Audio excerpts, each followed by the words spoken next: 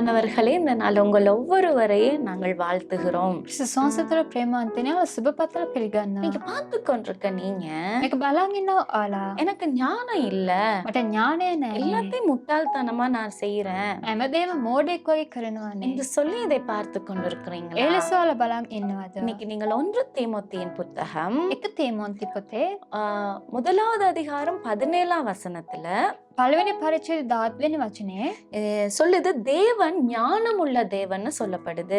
දෙමළ බයිබලයේ කියනවා උන්වහන්සේ ඥානවන්ත දෙවිදුන් அப்ப කියලා. எங்கள் தேவன் ஞானம் உள்ள தேவனாய் இருக்கிறார். ඒකට අපේ දෙවිදුන් ඥානවන්ත දෙවිදුන් ලෙස සිටිනවා. அப்ப ஞானமுள்ள தேவனை நாங்கள் பார்க்கும் போது ඒකට ඒ ඥානයෙන් පිරුණා වූ දෙවිදුන් ලෙස අපි බලන විට நம்மளும் அந்த ஞானத்தை பெற்றுக்கொள்ள முடியும். අපිටත් ඒ ඥානය ඇවිල්ලා ලබා ගන්න இத පුළුවන්. பார்த்துக்கிட்டு இருக்க நீங்க, මේක බලන් ඉන්නවා ඔයාලා. நான் ஞானம் இல்லாம சில நேரம் பேசிடுறேன், මම ඥානයක් නොමැතිව සමරක් කරලා කතා කරනවා. ஞானம் இல்லாம சில காரியங்களை நான் செய்துடுறேன், මම ඥානය නොමැතිව ඇවිල්ලා සමර කාර්යයන් කරනවා. அடிக்கடி கோவப்பட்டு சில காரியங்களை நான் குழப்பிக் கொள்கிறேன். මම නිතරම කෝප වෙලා ඒ කාර්යයන් කරනවා. சில நேரம் நீங்க சில காரியங்களை செய்து விட்டு பேசி விட்டு தான் யோசிப்பீங்க, ஐயோ நான் அதை ஞானம் இல்லாம பண்ணிட்டேனே அப்படின்னு சிலர் யோசிப்பீங்க.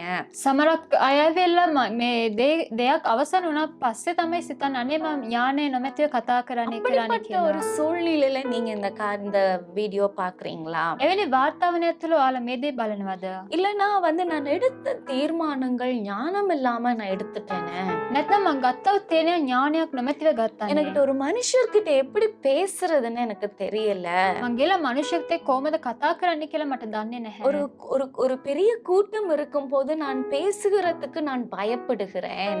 ලොකු කණ්ඩායමක් සිටින විට මම කතා කරන්න බය ஒரு වෙනවා. ப்ராப்ளம் எனக்கு ஹேண்டில் பண்ண தெரியல. මට ප්‍රශ්නයක් විසඳා ගන්න දන්නේ නැහැ. எனக்கு படிக்கிறதுக்கு ஞானம் இல்ல. මට ඉගෙන ගන්න ඒ ඥානය නැහැ. எனக்கு ஞாபக சக்தி இல்லாம போகிறது මට මතක ශක්තිය නොමැතිව යනවා. என்று சொல்லி அநேக காரியங்களை குறித்து இந்த வருத்தத்தோட நீங்க இதை கேட்டுக்கொண்டிருக்கலாம். එලෙස ගොඩක් කාර්යයන් තුළින් අමාරුවෙන් මේ දේ අසමින් සිටින්න இன்னைக்கு පුළුවන්. கர்த்தர் சொன்னாரு, நான் ஞானமுள்ள தேவனாய் இருக்கிறேன். උන්වහන්සේ මේ දවසේ කියන මං ඥානවන්ත දෙවිදුන් කියලා. கர்த்தர்கிட்ட நீங்க கேளுங்க. උන්වහන්සේගෙන් ඔයාලා අසන්න. நான் ஒவ்வொரு நாளும் நான் ஜெபிப்பேன், හැම වෙලේම යාඥා කරනවා. கர்த்தாவே இந்த நாள் ஞானமாய் நடக்க எனக்கு கிருபை தாங்க. ස්වාමීනි මේ දවසේ ඥානවන්තව මඟ පෙන්වන්න. ஒரு நாள் எங்கள் சபையில ஒரு ப்ராப்ளம் வந்துருச்சு, දවසේ සභාවේ ප්‍රශ්නයක් ඇති වුණා. அதை நான் எப்படி ஹேண்டில் பண்றதுன்னு எனக்கு தெரியல. ඒ කොහොමද විසඳන්නේ කියලා දන්නේ නැහැ. முதல் நாள் நான் மாம்சத்தோட அந்த காரியத்தை நான் ஹேண்டில் பண்ணி சில காரியங்களை சிக்கிக் கொள்ள வேண்டிய ஒரு நிலைமை வந்தது. ඉස්සලාම දවසවල ඒ කාර්යය ඇවිල්ලා මං අදීසියෙන් මගේ කැමැත්ත අනුව කළා ඒ ප්‍රශ්නෙට අසු වුණා. அப்ப அடுத்த நாள் ஐயோ சிக்கிக் கொண்டேனே என்று நான் முழங்கால் போட்டு கர்த்தர்ட்ட கேட்டேன், நாளைக்கு இந்த பிரச்சனை வரும்போது பேச வரும்போது ஞானமா எனக்கு பதில் கொடுக்க கிருபை தாங்க அப்படின்னு கர்த்தர்ட்ட கேட்டேன். ඉන්පසු උන්වහන්සේගෙන් මං ඇසුවා ස්වාමිනී මේ ප්‍රශ්නය ඇවිල්ලා ඥානවන්තව විසඳන්න උදව් කරන්න කියලා යාඥා කළා. அப்ப நான் இரவு ஜெபித்து விட்டு அடுத்த நாள் அந்த பிரச்சனை மறுபடியும் சபைக்கு வரும்போது රාත්‍රී වෙලාව යාඥා කළ ඊළඟ දවසේ ඒ ප්‍රශ්නේ සභාව තුළ ඇතුල් වෙන විට ஞானமாய் அதை ஹேண்டில் பண்ணி சமாதானமாய் அந்த பிரச்சனையை முடிக்க கர்த்தர் கிருபை பாராட்டினார். ඥානවන්තව සමාදානයේ ප්‍රශ්නය විසඳන්න උන්වහන්සේ කරුණාව පෙන්වුවා. இன்னைக்கு கர்த்தரை நீங்க கேளுங்க.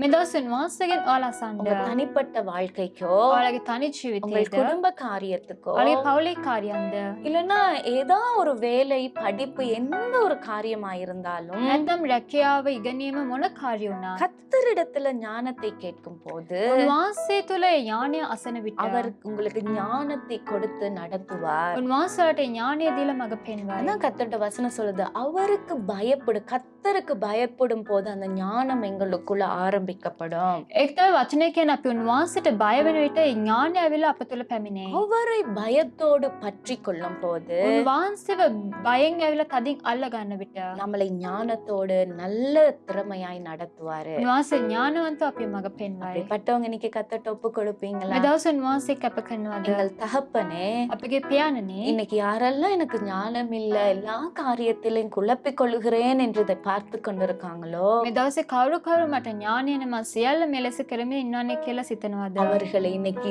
கத்தாவே நீ ஞானத்தின் ஆவியினால நிரப்புவீராக.